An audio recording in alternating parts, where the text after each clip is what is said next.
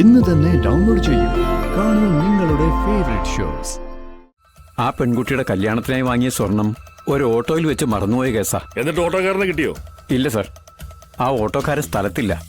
അന്വേഷിച്ചപ്പോ മറ്റൊരു കാര്യം അറിയാൻ കഴിഞ്ഞു. അയാളുടെ ഭാര്യ ജില്ലാ കളക്ടറാണ് സർ.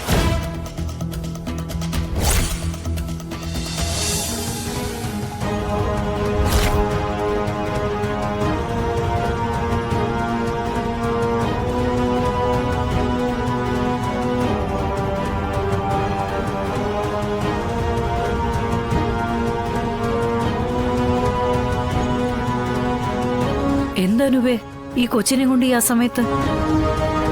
ശാരദാമ്മേ, ഞങ്ങളുടെ കല്യാണം കഴിഞ്ഞു.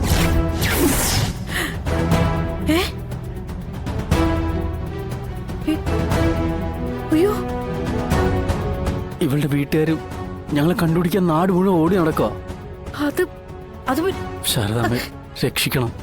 അനുവേ, നീ നീ ഇത് എന്തുറപ്പിൽ എങ്ങനെയൊക്കെ ചെയ്തു വെച്ചത്? ഇനിയിപ്പോ എന്തൊക്കെയോ ഉണ്ടാവാൻ പോകുന്ന വല്ല ഊഹം ഉണ്ടോ നിങ്ങക്ക്? ഈ കൊച്ചിന്റെ ആൾക്കാർ വെറുതെ ഇരിക്കും നിനക്ക് തോന്നുന്നുണ്ടോ? ശാരദാമ്മേ, ഇവളെ കൂടി വെറുതെ ആദ്യ കയറ്റല്ലേ.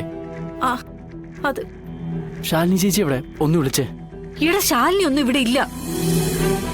ശാലിനി വിഷ്ണു കുട്ടികളെല്ലാരും കൂടെ ടൂർ പോയിരിക്കുക. അയ്യോ, അവിടെയാണെങ്കിൽ റേഞ്ചും ഇല്ല, വിളിച്ചാലും കിട്ടൂല.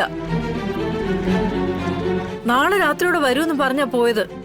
അത് ശാരദാമ്മേ, വേറൊരിടത്തേക്ക് നെക്സ്റ്റ് തേടി പോകാൻ ഒരു മാർഗവും ഇല്ല. അനുവ, ഞാൻ ഈ സമയത്ത് ഞങ്ങളെ രക്ഷിക്കാൻ ശാരദാമ്മ അല്ലാതെ വേറെ ആരുമില്ല. അനുവേ മോനെ, രജിസ്റ്റർ മാരേജ് കഴിഞ്ഞ് വീട്ടിലേക്ക് പോകാൻ തന്നെയായിരുന്നു ഞങ്ങൾ പ്ലാൻ ചെയ്ത്. പക്ഷേ അതിനു മുമ്പേ വീട്ടുകാരറിഞ്ഞു. മോളെ മോളെ ഇത് എന്റെ മാത്രം വീടല്ലല്ലോ, ജില്ലാ കളക്ടർ താമസിക്കുന്ന വീടാ. എന്തെങ്കിലും ഒരു കേസ് ഇതുപോലെ ഉണ്ടായാ അവളോടൊന്ന് ചോദിക്കാതെ ഞാൻ എങ്ങനെ ഒരു തീരുമാനം പറയുക? ഈ വീട്ടിലേക്കൊന്നും അവരാരും അന്വേഷിച്ച് വരില്ല ശാരദാമ്മേ. അത് ഒരേ ഒരു ദിവസം മാത്രം ഇവളെവിടെ താമസിപ്പിച്ചാ മതി. ഇടം ഞാൻ നാട്ടിൽ പോയി എല്ലാം ശരിയാക്കിയിട്ട് ഇവളൊന്ന് കൂട്ടിക്കൊണ്ടു പോവാം. നീ എന്നെ കുഴപ്പിക്കല്ല ശാരദാമ്മ, സഹായിക്കണം. അനുവേ, വേറൊരു നിവർത്തിയില്ല എന്താ. ഈശ്വര,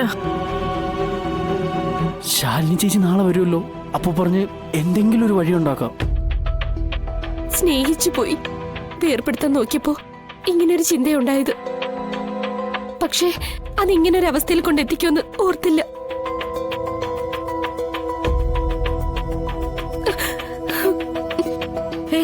സ്വന്തം മോളായിട്ട് കണ്ട് ഞങ്ങളെ രക്ഷിക്കണം. മോളെ എഴുന്നേക്ക്. എടാ, എന്നെ ഇന്ന് എന്റെ വീട്ടുകാരുടെ കൈ കിട്ടിയ എന്റെ മയ്യത്ത. മോളെ എണീക്ക്, എണീക്ക്. ഞാനൊന്ന് ശാലിനിയെ വിളിച്ചു നോക്കാം. ഈശ്വര, എന്നാലും എന്റെ മക്കളെ നിങ്ങള്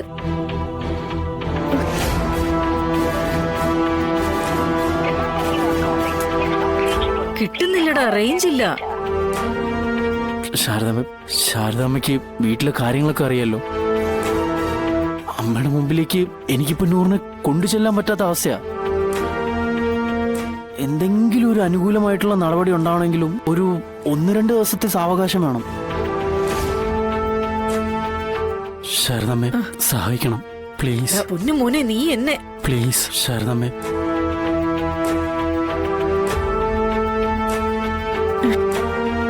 ശരി, ഈ ഒരു ദിവസത്തേക്ക് ഞാനിവിടെ നിർത്താം നിങ്ങളെ.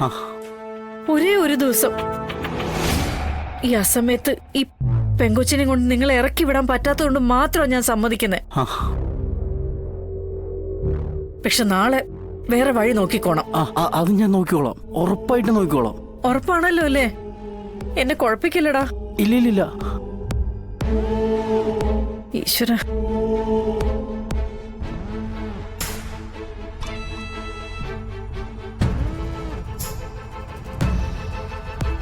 അച്ഛന് വെള്ളം വല്ലതും കുടിക്കണമെന്നുണ്ടോ? വേണ്ട മോളെ, അച്ഛനൊന്നും ഇറങ്ങില്ല. നമ്മുടെ ഈ അലച്ചിലിന് എന്തെങ്കിലും ഒരു ഫലം കിട്ടാതിരിക്കില്ല അച്ഛാ. ആ ഒരു ഉറപ്പിലാണ് ഞാനും ഇരിക്കുന്നത്.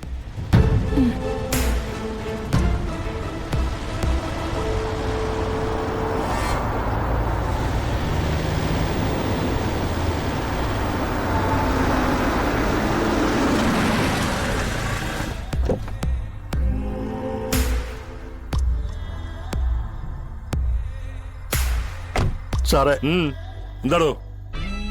സാറേ ഇതെന്റെ മോളാ, ഇവളുടെ കല്യാണമാ. പക്ഷേ കല്യാണത്തിനായി എടുത്തുകൊണ്ട് വന്ന സ്വർണം ഒരു ഓട്ടോയിൽ വെച്ച് മറന്നുപോയി. 30 പവൻ ഉണ്ടായിരുന്നു സാറേ. സാറന്മാരെ അന്വേഷിക്കാനായിട്ട് പോയിട്ടുണ്ട്. എടോ, ഇതൊക്കെ സൂക്ഷിക്കണ്ടോ? ഇതൊക്കെ ഇനി എവിടെ പോയി തപ്പിയെടുക്കാനാ? സാർ, ആ ഓട്ടോക്കാരനെ കിട്ടിയ അവൻ തരണമെന്നുണ്ടോ വെച്ചേ? അല്ലെങ്കിൽ തന്നെ മനുഷ്യനേക്കാൾ സ്വർണത്തിന് വിലയുള്ള സമയം തട്ടിപ്പറിച്ച് കൊണ്ടുപോവാണെ പിന്നെ 2 അടി കൊടുത്ത് ചോദിക്കാന്നെങ്കിലും വെക്കാം. ഇതിപ്പോ നമ്മൾ അശ്രദ്ധ കൊണ്ട് നഷ്ടപ്പെടുമ്പോ ചോദിക്കുന്നതിന് തല്ലുന്നതിനൊക്കെ ഒരു പരിധിയുണ്ട്. എനിവേ, നിങ്ങളെ നിരാശരാക്കാൻ വേണ്ടി പറഞ്ഞല്ല. എന്തായാലും ഒരു വോട്ടുണ്ടല്ലോ, വരട്ടെ. സാർ, എന്താണോ? എന്റെ കുഞ്ഞിന്റെ കല്യാണം ഞാൻ ഇനി എന്ത് ചെയ്യണം സാറേ? സ്വർണം കൊണ്ട് കളഞ്ഞിട്ട് എന്നോടാണോ ചോദിക്കുന്നേ? അന്വേഷിക്കട്ടെ, കിട്ടിയ തരാന്ന് പറഞ്ഞില്ലേ?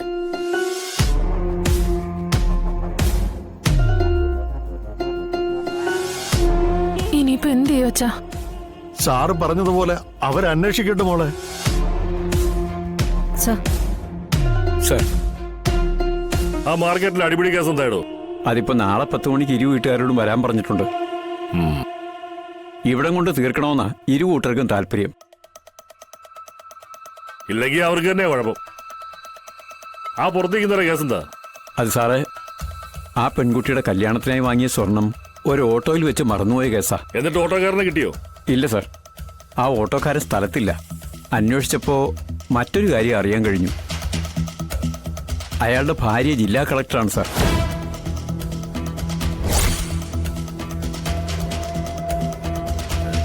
ജില്ലാ കളക്ടറോ? ഞങ്ങളും ആദ്യം ഒന്ന് അമ്പരുന്നു സാർ, പക്ഷെ സംഗതി സത്യം. ഭാര്യ കളക്ടർ തന്നെയാ. ഭാര്യ ശാലിനി വിഷ്ണു, ഓട്ടോക്കാരന്റെ പേര് വെറും വിഷ്ണു. ശരിയല്ലടോ? അതെ സാർ. എന്നിട്ട് ഈ ഭാര്യ ഭർത്താവ് എവിടെ ഉണ്ട്? അവരൊരു ഫാമിലി ടൂർ പോയിരിക്കുക സാർ. എടാ വിഷ്ണു, കഴിഞ്ഞ ജന്മത്തിൽ ഞാൻ വേട്ടക്കാരനും നീ ഏതോ കാട്ടുമൃഗമാവാനാ സാധ്യത. അല്ലെങ്കിൽ ഇതുപോലെ നിന്നെ വേട്ടയാടാനുള്ള അവസരം എനിക്ക് ഒത്തുവരില്ലല്ലോ. സർവേഷൻ ഇങ്ങനെ ഓരോന്ന് ഒപ്പിച്ച് എന്റെ കൈവെള്ളയിലേക്ക് കൊണ്ടുവന്ന് തരുമ്പോ എങ്ങനെയാടാ അതിനെ പുറംകാലം കൊണ്ട് ചവിട്ടിത്തെറിപ്പിക്കുന്നേ? ഞാനിതങ്ങോട്ട് വലിച്ചടിപ്പിക്കാൻ പോവാ.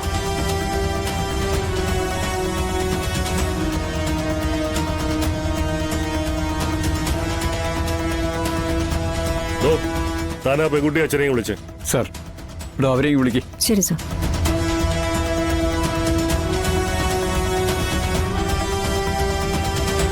നിങ്ങൾ അകത്തോട്ട് വരൂ, സാറ് വിളിക്കുന്നു. ആ, വാ മോളെ.